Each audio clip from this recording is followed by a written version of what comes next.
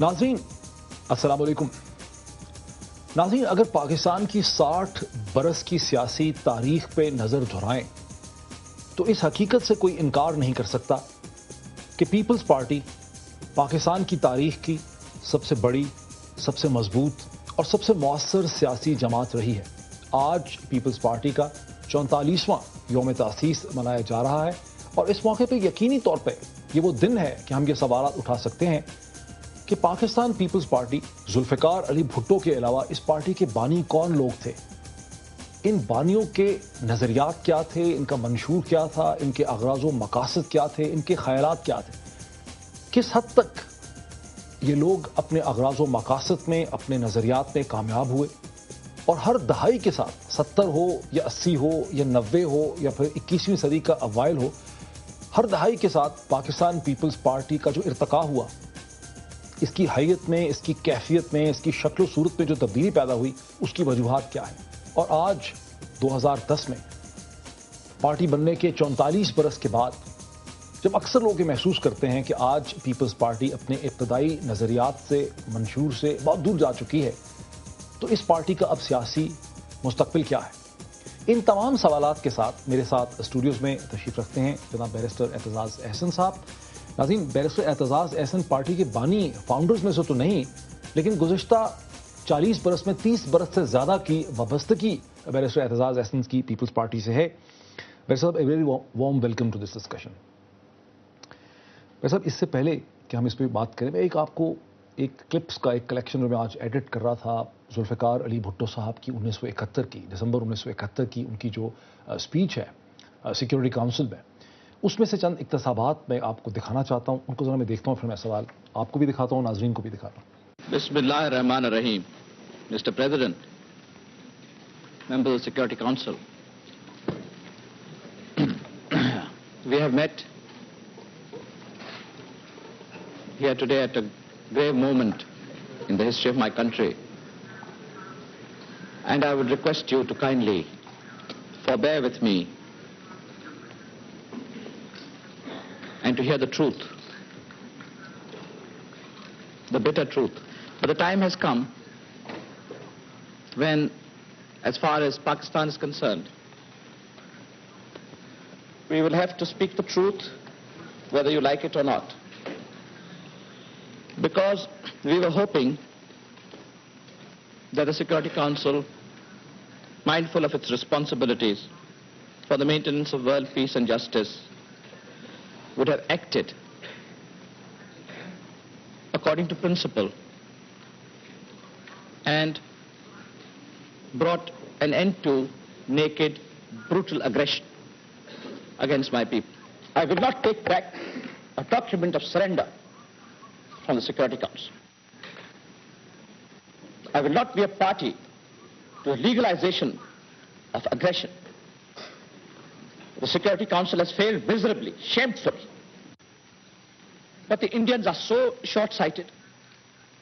You referred to the Indian Foreign Minister as distinguished Foreign Minister of India. What is distinguished about him? How is he distinguished? Because his hands are full of blood. नाज़रीन, अभी आप clip देख रहे थे जुल्फ़िकार अली भुट्टो जो बोल रहे थे दिसंबर 1971 में सिक्योरिटी काउंसिल में। इसके साथ मैं आपको एक और क्लिप दिखाता हूं जो हमने एक प्रोग्राम किया था, जुल्फ़िकार अली भुट्टो फर्द या तहरीक, उसमें से एक क्लिप है, एक मोन्ताज है क्लिप्स का, वो भी मैं आपको दिखाता हूं। My country harkens for me. Why should I waste my time here in the Security Council?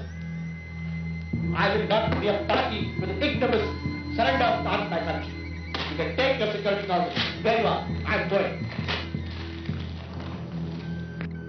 मेरे दोस्तों, मेरे गरीब भाइयों और बहनों, ये कुव्वतें जो खुद को कुव्वतें समझती हैं, ये कुव्वतें नहीं हैं। I would like to begin with an expression of my warmest gratitude and thanks to the people of Pakistan for reposing their confidence in me once again.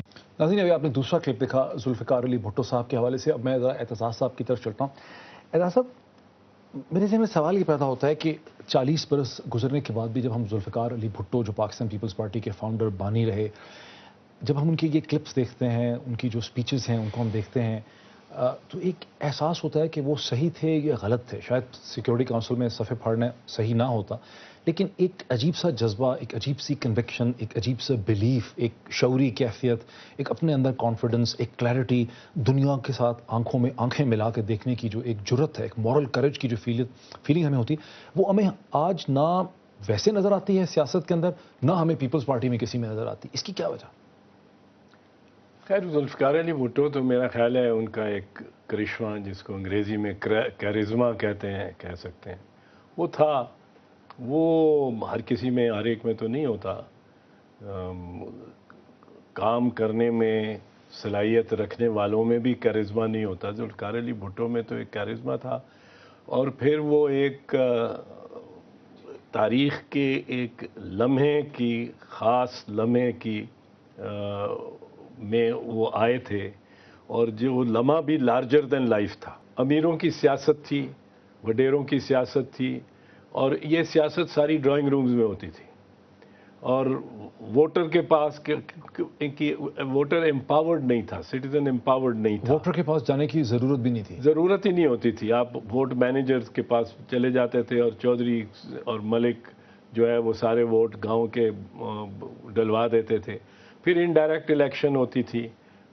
Basic democracy کا سسٹم تھا، وہ بنیادی جمہوریت جس سے ایسٹ پاکستان ویسٹ پاکستان ملا کے 80,000 voter تھے صرف، جنہوں نے منتخب کرنا ہوتا تھا ایم این ایز کو بھی اور صدر کو بھی. محترمہ فاطمہ جناح کی جو الیکشن ہوئی 64-65 میں، اس میں 80,000 ووٹر تھے. آپ بنیادی طور پہ یہ کہہ رہے ہیں کہ وہ جو عہد تھا، یہ وہ عہد ہے، یہ وہ دور ہے، یہ وہ حالات ہیں جس میں پاکستان پیپلز پارٹی پیدا ہوتی ہے. اور اس میں معید میں آپ کو بتاؤں، ایک ہمگیر انقلاب سا آ رہا تھا. کیونکہ آپ نومبر 67 میں دیکھیں تو نومبر 67 میں ایک بہت بڑی ریولوشنری موومنٹ شروع ہو گئی تھی، جس میں لیبر، جس میں ریلوے یونینز، جس میں واپڈا یونینز، جس میں ٹیچرز، جس میں اسٹوڈنٹس، جس میں ہر ایک طبقہ سارے کا سارا شامل ہو گیا تھا اس فرسودہ نظام کے خلاف. اور کچھ جس طرح اس وقت کی مسلم لیگ تھی، اس وقت کی جماعت اسلامی تھی، وہ دوسری طرف کھڑے تھے، اور وہ نعرہ ایک طرح سوشلزم کا لگ رہا تھا. جالب نے لکھ دیا 20 گھرانے ہیں آباد اور کروڑوں ہیں ناشاد، صدر ایوب زندہ باد، اور 20 روپے من آٹا، اس پر بھی ہے سناٹا. آپ سناٹا. اچھا یہ بتائیں کہ پیپلز پارٹی کے جو ابتدائی فاؤنڈرز ہیں، جو اس کے بانی ہیں، ذوالفقار علی بھٹو کے علاوہ وہ کون تھے؟ کس کو آپ موسٹ امپورٹنٹ سمجھیں گے انفلوئنس ان کا تھا؟ کہا جاتا ہے، جس پہ لکھا بھی گیا ہے،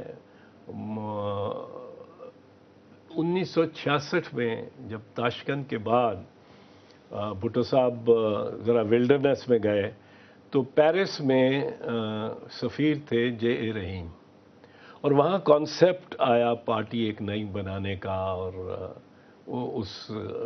اور جے رحیم ایک طرح ایک لحاظ سے وہ سیڈلنگ پلانٹ کرنے والے تھے ذوالفقار علی بھٹو شہید کے دماغ میں اور ذہن میں، اور انہوں نے بڑا انکریج کیا. وہی جے اے رحیم